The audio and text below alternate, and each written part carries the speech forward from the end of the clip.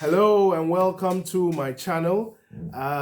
Today we're going to continue with a very interesting topic, and it basically has to do with marriage, of course.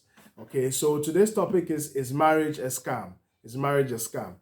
The reason we're having to deal with this is recently in the media, we've heard people talk about the fact that marriage is no longer fulfilling, and basically the values which marriage is supposed to stand for, the institution which is supposed to represent, has broken down.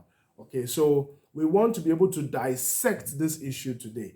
But before I do, let me know in the comment section what you think. Is marriage a scam? Do you think that marriage has outlived its usefulness? Do you think that in today's world, in the 21st century, marriage is still relevant?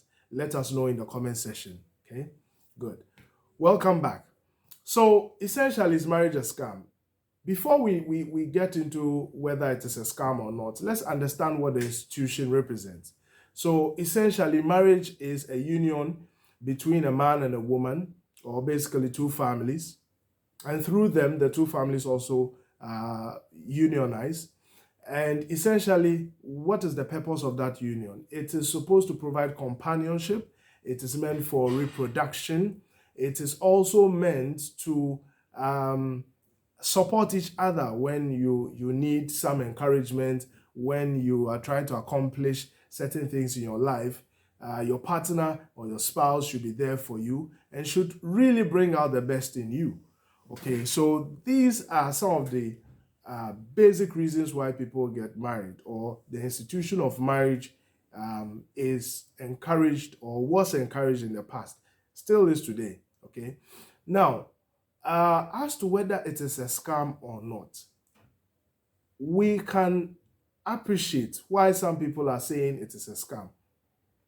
In the past, people entered into marriage and whilst having a good understanding of what the institution really represents.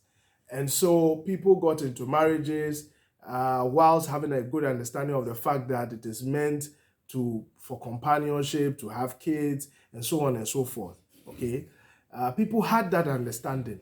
Even when things were difficult in the marriage, people still stuck together because the values of this institution was embedded deep into their subconscious minds.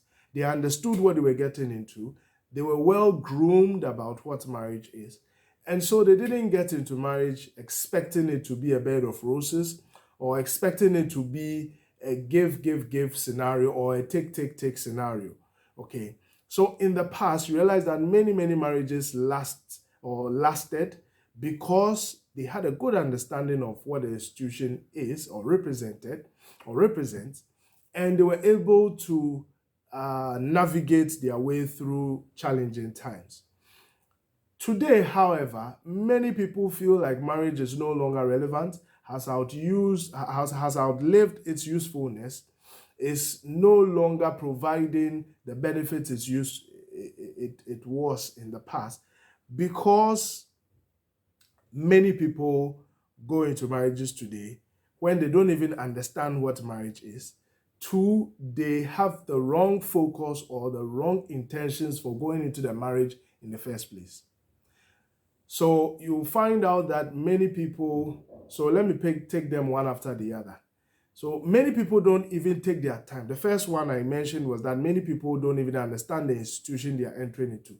So many people do not, in today's world, many people do not even understand what it takes to be married, to be called a married man or a married woman. You find out that married women will be doing things they are not supposed to be doing as married women. Married men would also be engaged in activities they are not supposed to be engaged in as a married person. You see, so they are not properly schooled. Many people rush into the institution without taking their time to understand what it is they are getting into. Okay.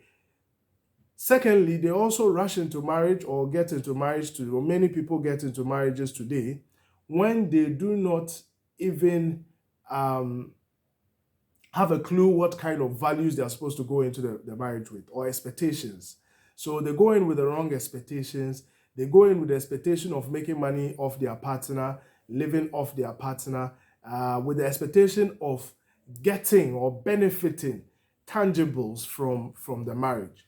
See, it isn't every marriage or every union that you go into that you would necessarily get physical benefits in terms of money, in terms of assets, in terms of things like that. Okay. People forget that when they enter into a marriage, it is supposed to be a win-win scenario for both parties. So if you go into the marriage and think that you are going to be there only to receive and only to benefit financially or whatever, then you've gone in with the wrong agenda. What if that person you are depending on loses their job, their source of income, or their financial status changes tomorrow? Then it means the whole purpose, the whole reason for which you entered that marriage will be defeated.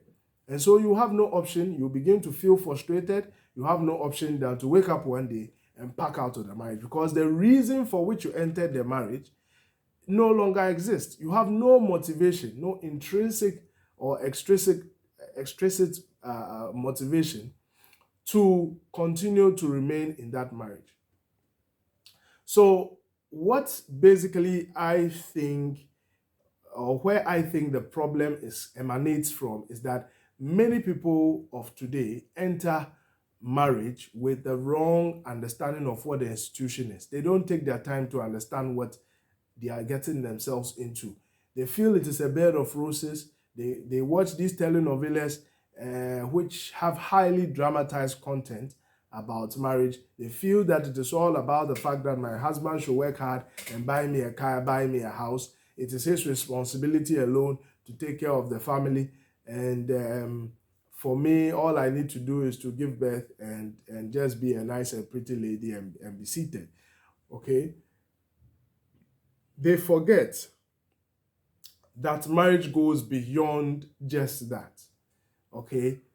For many, for some of the men, they may go into marriage thinking that, oh, the woman is not supposed to have any ambitions. She's supposed to stay at home. She's supposed to cook and all of that. But he's forgotten that when it comes to payment of bills, you also expect contributions from the woman, because these days things are things are really, really, really tough for a lot of families and households, and so a second source of income will be helpful.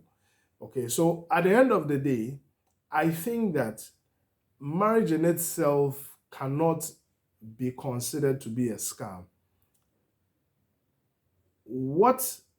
It will turn out to be a scam if you go into it without understanding the institution properly, without having genuine intentions for that union.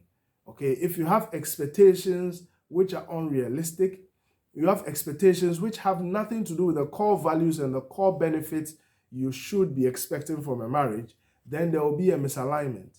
And so by the time you realize, you feel that you are not happy in that relationship or that marriage, and then you have to bail out. Okay, good. If you like this content, don't forget to hit that subscribe button so that you can see more videos that we post. And at the same time, if you have some comments about whether or not marriage is a scam, don't forget to put it down there in the comment section.